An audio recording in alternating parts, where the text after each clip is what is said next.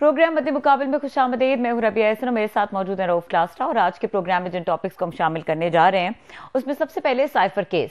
वजीर आजम के साबिक प्रिंसिपल सेक्रेटरी आजम खान ने अपना बयान बदल लिया। केस कमजोर पड़ने का खदशा। मैजिस्ट्रेट के बरक्स केस की समाअत के दौरान वो क्या बयान था जिसका आजम खान ने जिक्र नहीं किया। इसके अलावा बात करेंगे सिंध का जवाब पंजाब में देने के लिए बिलावल का लाहौर में जलसा। नून लीग पर तनकीद। शहबाज शरीफ ने भी जवाबी वार में सूबे में पानी न मिलने का ताना दे दिया। एहतजाज एहसन अचानक बिलावल की हिमायत में खुलकर सामने आ गए। क्या चौधरी सरवर बिलावल को लाहौर से जितवा सकते हैं? दूसरी जानिब नवाज शरीफ का मानसेरा में बड़ा पावर शो। वजीर आजम नहीं, इलेक्शन लड़ने आया हूं, नवाज शरीफ की तकरीर। केपी में 10 साल इक्तदार एंजॉय करने वालों पर तनकीदी निश्तर चला दिए। जीत के बाद बड़े बड़े मंसूबों का ऐलान। इसके अलावा बात करेंगे इलेक्शन 2024। पंजाब की निगरान हुकूमत ने सिक्योरिटी इंतजामात के लिए 4 अरब 18 करोड़ रुपए की मंजूरी दे दी। 99 करोड़ के सिर्फ सीसीटीवी कैमरे खरीदने की मंजूरी दी गई। पंजाब में कितने लाख फौजी पुलिस एहलकार ड्यूटियां सर अंजाम देंगे? पंजाब काबीना की एक्सक्लूसिव स्टोरी इस हवाले से आपके साथ शेयर करेंगे। इसके अलावा बात करेंगे वफाकी दारुल हुकूमत में सिक्योरिटी हाई अलर्ट, मुतादिद यूनिवर्सिटीज बंद, सिक्योरिटी इदारों के सर्च ऑपरेशन, तालिब इल्मों के इम्तहानात मुतासिर, स्कूल आए बच्चों को वापस घरों को भिजवा दिया गया। वजह क्या बनी? ये तमाम अहम टॉपिक्स हैं जिस पर आज बात करने की कोशिश करेंगे। हमें ज्वाइन किया है एज अ गेस्ट आज प्रोसिक्यूटर FIA साइफर केस नहीं प्रोसिक्यूटर हैं जुल्फिकार अब्बास नकवी साहब ने। Is a very competent and effective prosecutor. उनको वेलकम करेंगे। अस्सलाम वालेकुम सर। थैंक यू जी। अस्सलाम वालेकुम सर, बहुत बहुत शुक्रिया, आपने पहली मरतबा हमारे प्रोग्राम में वक्त दिया और बहुत अहम रेलेवेंस बन रही है वक्त के लिहाज से जो हम आपसे डिस्कस करना चाह रहे हैं, पूछना चाह रहे हैं। ये बताइए कि जो ये स्टेटमेंट, हालिया स्टेटमेंट आया है साबिक प्रिंसिपल सेक्रेटरी आजम खान साहब का, उन्होंने जो इससे पहले मैजिस्ट्रेट को बयान कलमबंद कराया था उसमें और ये जो अदालत में अभी उन्होंने स्टेटमेंट दिया है उसमें क्या फर्क है और आर दे सेम? जी, अस्सलाम वालेकुम जी। बेसिकली बड़ी अजीब सी बात है और मैं ये बात सुन रहा हूँ कि जो वो स्टेटमेंट जो है वो पहले 164 की कोई और थी या 161 की और थी और आप कोर्ट के अंदर और दी है। देखिए, प्रोसिक्यूशन का काम जो सबसे पहले होता है वो ये होता है कि जो इंक्रिमिनेटिंग मटेरियल है, क्या गवाह जो है जिस पर्पज के लिए उसकी स्टेटमेंट लिखी गई है 161 की, वो अपनी स्टेटमेंट दे रहा है या नहीं। ये जो आजम खान साहब थे SPN साहब, इनका बेसिकली जो एविडेंस है वो है चेन ऑफ कस्टडी को कंप्लीट करते हुए साइफर का प्राइम मिनिस्टर साहब के हाथ में जाना। इन्होंने इस स्टेटमेंट के अंदर ये एडमिट किया और ये स्टेटमेंट दी कि 9 मार्च 2022 को मैंने साइफर जो है वो प्राइम मिनिस्टर को दिया, जो उन्होंने रिटेन कर लिया। पहला हमारा ये था। दूसरी बात ये थी कि क्या ये साइफर वापस आया वहां से प्राइम मिनिस्टर से, वो भी उन्होंने स्टेटमेंट दी कि जब तक मैं वहां पे तैनात रहा ये साइफर वापस नहीं आया। तो अगर जो ये कहना कि साइफर जो है वो नहीं है, वो साबित हो जाता है इस बात का कि साइफर जो है वो रिटेन किए रखा। अब तीसरी बात यह कि मोटिव क्या था, वो SPN साहब ने, जो आजम खान साहब हैं, उन्होंने बाकायदा ये बताया कि साइफर को देखने के बाद प्राइम मिनिस्टर का रिएक्शन क्या था और वो क्या चाहते थे। यही हमारा केस था, साबित करना मोटिव का कि ये बेसिकली रिटेन किए रखा अपने पॉलिटिकल जो मोटिव है उनको फुलफिल करने के लिए। तीसरी बात ये कि ये हमारा केस कभी नहीं है कि प्राइम मिनिस्टर ने जब रैली थी उस रैली के अंदर जो है वो पढ़कर सुनाया या उसको खोल कर देखा। ये तो हमारा केस ही नहीं है।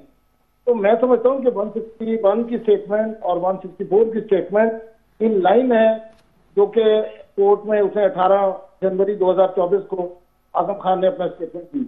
ये बात बिल्कुल गलत है कि कोई फेवर या कोई किसी किस्म की ऐसी बात है जिससे प्रोसिक्यूशन का केस कमजोर हो रहा है। और दूसरा अनफॉर्चुनेट एस्पेक्ट ये कि जो लोग इस पर तबसरा करते हैं वो पूरे केस को और पूरी एविडेंस को सामने नहीं रखते। तो हमने हर एक पीस ऑफ एविडेंस जो इकट्ठी की है उसको हम बारी बारी जो पेश कर रहे हैं और इंशाअल्लाह ताला प्रोसिक्यूशन का केस जो है पूरी तरीके से साबित है, जो कि हमने चार्ज कोर्ट ने उनके खिलाफ फ्रेम किया। अच्छा जुल्फिकार साहब, ये बताइए कि जिस तरह से आप ये कह रहे हैं कि the first thing that he did not से कि जो कस्टडी में साइफर गया और रैली में लहराए जाने वाले जब वो सफ़े की बात करते हैं तो इससे ये नहीं बात जाहिर होती कि उनके पास साइफर नहीं था। बट इस किस्म की ट्रिकी स्टेटमेंट चेंजिंग क्यों करेंगे आजम खान साहब? क्या उलझाने के लिए मजीद करेंगे, या इससे तो एम्बिग्युइटीज पैदा हो रही है ना, जिस तरह के सवाल उठ गया कि क्या इसका केस पे फर्क पड़ेगा या नहीं पड़ेगा? ये सिर्फ आपके मीडिया में जो है एम्बिग्युइटीज क्रिएट हो रही हैं और उसका मुझे नहीं पता कि क्या मोटिव है, वरना अदरवाइज जो है वो अगर जिन लोगों ने केस पढ़ा हुआ है और जिन लोगों को पता कि चार्ज क्या है, वो ये कभी नहीं कह सकते कि ये स्टेटमेंट जो है वो किसी तरह भी किसी को बेनिफिशियल होगी या उसको एक्सक्लूड करेगी फ्रॉम दी चार्ज। और हमने जो प्रोसिक्यूशन में कंसंट्रेट करना है वो सिर्फ और सिर्फ चार्ज को साबित करने के लिए करना है। अच्छा सर, बड़ी मेहरबानी, आपने हमें ज्वाइन किया, आपकी बड़ी बिग रेपुटेशन है, इसलिए हमें आपसे रिक्वेस्ट किया ताकि जितनी यहाँ पे इस वक्त डिबेट हो रही है आपको एक प्रोफेशनल, एक प्रोसिक्यूटर समझा जाता है FIA के हवाले से। ये जो सारी कन्फ्यूजन जिसकी हम बात कर रहे हैं, मीडिया भी कर रहे हैं, दीगर ये लोग भी कर रहे हैं, वो मेरा ख्याल है जो मैंने थोड़ा सा पढ़ा है और समझा है, जो पहला स्टेटमेंट आया था बड़ा कंप्रीहेंसिव था आजम खान साहब का, तो जिसमें उन्होंने बहुत सारे पॉइंट्स उठाए थे और उन्होंने प्राइम मिनिस्टर इमरान खान साहब जो है खासे उन पे एलिगेशन लगाए थे, तो उसमें तकरीबन 8 के करीब थे। मतलब पहले में था कि साबिक वज़ीर आज़म ने या कि साइफर को सियासत के लिए इस्तेमाल किया। अब वाला जो बयान है जो लास्ट वीक दिया उसमें इसका जिक्र नहीं है। अच्छा, फिर उन्होंने ये कहा था कि उस वक्त ये जनरल बाजवा को जो एस्टेब्लिशमेंट को टारगेट करने के लिए इस्तेमाल किया। अब की दफ़ा जो बयान है इसमें उसका जिक्र भी नहीं है। और इसी तरीके से रूलिंग जो है इसमें, तो रूलिंग का भी कह रहे हैं कासिम सोरी साहब का। और सबसे अहम जो चीज़ है सर इसमें, वो ये कह रहे हैं कि मेरा 161 और 164 पर बयान हल्फी कुरान पाक पे तो मेरा हलफ नहीं हुआ और दोबारा इसलिए उनको वहाँ पे हलफ दिलवाया गया। तो आप मेरा ख्याल है प्रोसिक्यूटर हैं FIA के, तो आपने ये सारा जब ये उनका बयान रिकॉर्ड हो रहा था तो उनका बयान हल्फी इमरान खान साहब को नहीं दिलवाया गया था? नहीं, सॉरी, खान साहब को, आजम खान साहब को। अच्छा नहीं, बेसिकली शायद आपको मैं विद अटमोस्ट रिस्पेक्ट सर, ना 161 की स्टेटमेंट ओथ होती है और ना ही 164 की स्टेटमेंट जी। अगर 164 की स्टेटमेंट ओथ पे हो तो उस टाइम मुल्जिम को हक हासिल होगा जब वो क्रॉस एग्जामिनेशन देगा। This statement was recorded as a witness और उसने जो नरेशन ऑफ फैक्ट्स थे वो 161 और 164 में दिए होते हैं। 161 स्टेटमेंट रिकॉर्ड करता है तफ्तीशी और 164 मैजिस्ट्रेट करता है। अगर ये 164 से या 161 से नेगेट कर रहा होता तो हम हॉस्टाइल डिक्लेयर करते। हमने तो हमारे हिसाब से तो हमारा इंक्रिमिनेटिंग मटेरियल आना चाहिए था रिकॉर्ड पे, वो आया। तो लिहाजा ये कहना कि 161 या 164 ओथ पे नहीं हुआ तो उसका नहीं।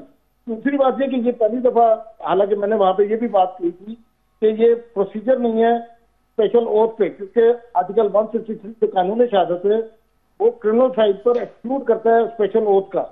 उसके बावजूद जैसा आपने कहा और हमने कहा ठीक है, और फिर आजम खान ने कुरान पे हाथ रख के सारी स्टेटमेंट की which is in the support of the prosecution. Sir क्या वजह आप जो कह रहे हैं वो कासिम सूरी की या स्टेटमेंट या वो, that is not the part of the our case. हमारा केस सिंपल सा ही है। मैं एक दफा फिर आपको रिपीट कर दूं कि साइफर आया, साइफर को कम्युनिकेट किया in front of unauthorized person और इसकी वजह से फॉरेन पावर्स को बेनिफिट हुआ। ये हमारे पास सारी एविडेंस मौजूद है कि आज सोहेल महमूद साहब की स्टेटमेंट हुई है। अगर आप पढ़ें तो ये दूसरा पोर्शन जो है उनकी स्टेटमेंट में सारा कंप्लीट होता है। अच्छा सर, ये क्या वजह है कि आप अपनी जगह पे मुतमिन लग रहे हैं, प्रोसिक्यूटर हैं साइफर केस के, वो PTI वाले हैं वो भी मुतमिन लग रहे हैं। सर आप भी मुतमिन हैं कि जनाब कि हमारा केस बिल्कुल स्ट्रांग हुआ आजम खान साहब के बयान से?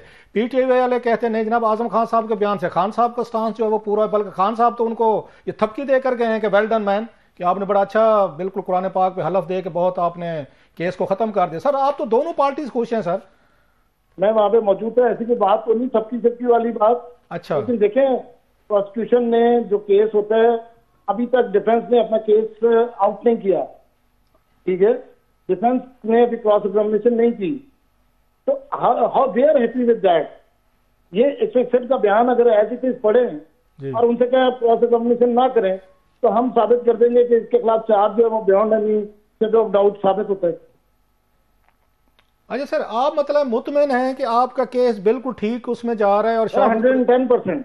अच्छा, अभी आपने बात की सर के इसके खान साहब पे ये भी इल्ज़ाम है जिसका आप कह रहे थे, आपके पास सबूत भी हैं कि इन्होंने ये साइफर की वजह से हमारे बैरूनी कुव्वतें थी, मुल्क थे, तल्लुकात ख़राब हुए। फेयर इनफ, ये जब वहां पे उसमें सुप्रीम कोर्ट में ये जमानत का केस हुआ जिसपे इनकी शाहमुद कुरैशी साहब और इमरान खान साहब की जमानत हुई, तो अदालत में अतर मनीला साहब ने कहा जी क्या सबूत है दिखाएं, तो वहां तो कोई सबूत नहीं वो दिखा सके। ये प्रोसिक्यूशन है जिस पर उनकी जमानतें होंगी इस केस में। सर बड़े अदब से कहता हूँ सर, ये जनाब अतर मनीला साहब का आपने नोट पढ़ा है जो उन्होंने एक्स्ट्रा नोट लिखा, उसमें क्या सर पॉइंट्स है? देखें क्या उसकी रेलेवेंसी थी केस के साथ। मतलब वो उनका सिर्फ कमेंट था, आप कह रहे हैं it has nothing to do with the original decision. बात ये देखें, और उस टाइम तक एविडेंस रिकॉर्ड नहीं हुई भी थी, ठीक है। और ये इनका कहना कि जी वो फॉरेन पावर का स्टेटमेंट हमारे पास मौजूद है, हमारे पास इन ब्लैक एंड व्हाइट उस वक्त की नोटिस मौजूद है जिस time prime minister Imran Khan था। तो सर इसमें ये जो आप बात कह रहे हैं, फिर जमानतें उनकी किस बुनियाद पर की गई हैं, खान साहब की और शाहमुद कुरैशी साहब की? एक मेरी बात है, जमानतों का होना टेंटेटिव असेसमेंट होती है, और दूसरी बात ये होती है कि जहाँ पे 2-3 पनिशमेंट्स हों, देखे ना 5(3)(a) की पनिशमेंट 14 ईयर्स है, 3(b) की जो है वो 2 ईयर्स है, C की इसका 2 ईयर्स है। अब जहाँ पे ये हो कि 2 पनिशमेंट्स हो तो कोर्ट जो बेनिफिट देता है as a matter of further inquiry. आप उनका ऑर्डर पढ़े ऑनरेबल सुप्रीम कोर्ट का, सुप्रीम कोर्ट ने ये नहीं कहा कि केस झूठा है या केस खुदा ना खास्ता में कमी है, पेशी है। उन्होंने कहा ये और फिर सुप्रीम कोर्ट के ऑर्डर के अंदर लिखा हुआ है कि 5(3)(b) का केस नहीं बनता, तो हम भी कहते हैं कि 5(3)(a) का केस है। अच्छा सर, आपके टोटल कितने विटनेस हैं और कितने अब तक हो चुके हैं? मेरा ख्याल है अभी 3 आपके भुगते हैं सर, आजम खान साहब हैं 4। नहीं, अब तो तकरीबन 19 गवाह हो चुके हैं जिनके एग्जामिनेशन इन चीफ हुए हैं। अच्छा, ये उन पे जरा हुई है इमरान खान साहब जो जरा होनी है, उन पे अब जरा इकट्ठी होनी है, क्योंकि इन लोगों का कहना ये था कि पहले आप बयान रिकॉर्ड कर लें उसके बाद हम क्रॉस एग्जामिनेशन करेंगे, तो कल इंशाल्लाह 4-5 और हो जाएंगे, तो तकरीबन ऑलमोस्ट 25 गवाह हमने पेश करना। अच्छा, इसमें इमरान खान साहब ने अब तक किसी पे जरा नहीं की, आजम खान साहब पे जरा भी होनी बाकी है? सब पे जरा होनी बाकी है। अच्छा, आप कितनी इसके लिए मतलब प्रोसिक्यूशन कितनी आप इस पे सजा मांग रहे हैं? कोई आपने कोई अदालत का कोई प्रे जो है वो प्रे क्या है आपकी, व्हाट शुड बी डन? हमारा देखें, अगर चार्ज हम इस पोजीशन में आते हैं कि 5(3)(a) प्रूव होता है तो उसकी सजा मौत भी हो सकती है और 14 साल भी हो सकती है, और अगर 3(b) का केस है तो वो 2 साल का हो सकता है, और 3(c) का केस है वो भी उसकी 2 साल पनिशमेंट। तो इस टाइम प्रोसिक्यूशन पूरी तरह कॉन्फिडेंट है इस बात की it is a case of section 5(3)(a)। नहीं तो आप उससे उनसे क्या सजा मांग रहे हैं? आप डेथ पेनल्टी मांग रहे हैं, उम्र कैद, या 2-3 साल मांग रहे हैं? देखिए पनिशमेंट तो देखिए, जब 5(3)(a) का चार्ज प्रूव होगा तो it is all up to the जज कि वो क्या देता है। देखा तो जाएगा कि उसके अंदर पनिशमेंट क्या है, तो उसके हिसाब से कोर्ट ने देना है। हमने तो साबित करना सिर्फ चार्ज। नहीं, वो आपसे भी तो बार बार पूछते होते हैं ना कि प्रोसिक्यूशन कितनी सजा नहीं, हमसे ये पूछा जाता है, बल्कि हमने साबित करना होता है कि जो चार्जेस लगे हुए हैं वो सेक्शन ऑफ लॉ के हैं जिसके तहत पनिशमेंट दी गई है, क्योंकि कोर्ट की डिस्क्रिप्शन है कि वो कितनी पनिशमेंट देते हैं। साबिक सेक्रेटरी खारजा का भी बयान आया आज, जुल्फिकार अब्बास नकवी साहब, वो क्या कह रहा है? उन्होंने बिल्कुल प्रोसिक्यूशन की सपोर्ट की है। अच्छा। और सुहेल महमूद साहब ने पूरा सारा बताया प्रोसेस क्या हुआ, किस तरह ये मामला हुए, किस तरह उसके इम्पोर्टेंस उसकी बताई साइफर की, उसका जो उन्होंने ये भी बल्कि बताया कि एक दफा कैबिनेट में जो है वो डिक्लासिफिकेशन के लिए कहा गया, तो जिस पर फॉरेन सेक्रेटरी ने भी, वहां पे कैबिनेट सेक्रेटरी ने भी सबने कहा कि ये अगर डिक्लासिफिकेशन की तरफ जाएंगे तो ये ऑफिसर सीक्रेट एक्ट का ऑफेंस है। आज तक कोई साइफर डिक्लासिफाई नहीं हुआ। अच्छा, इस केस को वेरी गुड स्टेटमेंट। अच्छा, इस केस को कब तक कंक्लूड होता देख रहे हैं आप? लेकिन ये हम तो बड़ी कोशिश कर रहे हैं, पहले भी 1-2 दफा टेक्निकल बातों पे ये डिनोवो हो गया। इंशाल्लाह ताला हमारी पूरी ख्वाहिश है कि एज सुन एज पॉसिबल हो, क्योंकि हमने अपनी तरफ से सारी एविडेंस जो है वो पेश इंशाल्लाह कंप्लीट हो जाएगी। उसके बाद इन्होंने क्रॉस एग्जामिनेशन करनी है, उसके बाद फैसला। अच्छा, एक सिर्फ ये भी बताएगा जुल्फिकार साहब के हाई कोर्ट में जिस तरह से पीटीआई ने जेल ट्रायल को साइफर केस में चैलेंज किया हुआ है, तो अगर कोई डिसीजन आता है इस केस में इमरान खान के फेवर में हाई कोर्ट में, तो इसके ऊपर उसका क्या इम्पैक्ट होगा, या फिर इस केस की कानूनी हैसियत क्या होगी? नहीं, ये इस तरह हुआ था कि पहले जेल ट्रायल का ऑर्डर हुआ था, उसमें थोड़ी सी जो टेक्निकल बातें रह गई थी, नोटिफिकेशन में टेक्निकल मिस्टेक थी, उसकी बुनियाद पे डी नोवो हुआ और जज साहब ने उस आईसीए में ऑब्जर्व किया कि कंपेल नहीं किया जाता कोर्ट को कि वो कहाँ करें। जब सब्सिक्वेंटली ट्रायल हुआ तो उस ट्रायल के अंदर जो सारी फॉर्मेलिटीज थी जो रिक्वायर्ड लॉ था अंडर सेक्शन 352 और हाईकोर्ट रूल्स के तहत तो सारा फुलफिल हुआ है। तो वो मैं नहीं समझता कि किसी तौर पे भी कोई कहीं परेशानी है इस बात की। इन अकॉर्डिंग हाँ, लास्ट टाइम पे जो दोबारा डिनोवो ट्रायल हुआ वो section 14 of the official cigarette act की एप्लीकेशन और इन कैमरा ट्रायल के मुताबिक था। तो जैसा आपने कहा कि ठीक है, अगर ओपन ट्रायल है तो there is nothing wrong in that. अच्छा सर, ये बताइएगा कि इस पे ये इमरान खान साहब के हवाले से आजम खान साहब का बयान था, इसमें ये इल्ज़ाम लगा कि शायद पहला जो स्टेटमेंट था आजम खान साहब का, जो ऑफ कोर्स FIA ने उस पर इन्वेस्टिगेशन कर रहे थे, मेरा ख्याल आप ही इस मामले को देख रहे थे, शायद दबाव के नतीजे में दिया गया, लिहाजा बहुत सारे पॉइंट्स जो थे उन्होंने दबाव के तहत लिखे जिनको रिफ्लेक्ट अब जो स्टेटमेंट है उनका अदालत में वो नहीं हुआ। तो ये बात ठीक है कि उन पे आजम खान साहब पे दबाव डाला गया था, उसके बाद उनसे बयान अल्फी लिया गया, अब जिसकी बहुत सारी बातें उन्होंने जिक्र नहीं किया। वो जो कल भी उन्होंने इस 164 की स्टेटमेंट को एडमिट किया है, कल भी उन्होंने ये कहा है कि जी मेरा स्टेटमेंट 164 का मैं स्टेटमेंट रिकॉर्ड किया था जिसके हर सिटी में मैंने दस्तखत किए हैं। ही नेवर सेड सो कि जी इट वाज अंडर टॉर्चर और प्रेशर। और फिर आज मैजिस्ट्रेट साहब एग्जामिन हुए हैं, एसी साहब ने स्टेटमेंट दी है कि जी मैंने पहले भी उनको टाइम दिया, फिर घंटा दिया, फिर उनसे पूछा, फिर उन्होंने जब कहा कि मैं फ्री विल से बयान दे रहा हूँ तो तब बयान रिकॉर्ड हुआ। अच्छा, जब इमरान खान साहब और आजम खान साहब आमने सामने हुए अदालत में, आप वहीं पे मौजूद थे, तो क्या उनके दरमियान की गुफ्तगू, कोई जेस्चर, कोई एक्सचेंज ऑफ वर्ड्स? ऐसा नहीं, मैंने तो ऐसा कोई नोट नहीं किया। स्टेटमेंट उन्होंने पूरी तरीके से दी है और जो कानून के मुताबिक है और जो हमारी प्रोसिक्यूशन की रिक्वायरमेंट है उस हिसाब से स्टेटमेंट पूरी सही थी। ठीक है, इसके बाद जो है वो दूसरा गवाह आ गए, दूसरा गवाह कराने लगे, मैंने नहीं कुछ देखा। अच्छा सर, ये लास्टली आज ये खबरें आई हैं कि वहाँ पे प्राइम मिनिस्टर साहब जो हैं साबिक इमरान खान साहब, उनके सुप्रिटेंडेंट जेल से उनकी तलखी हो गई है कि उनको मीडिया से वो बात नहीं करने दे रहे थे।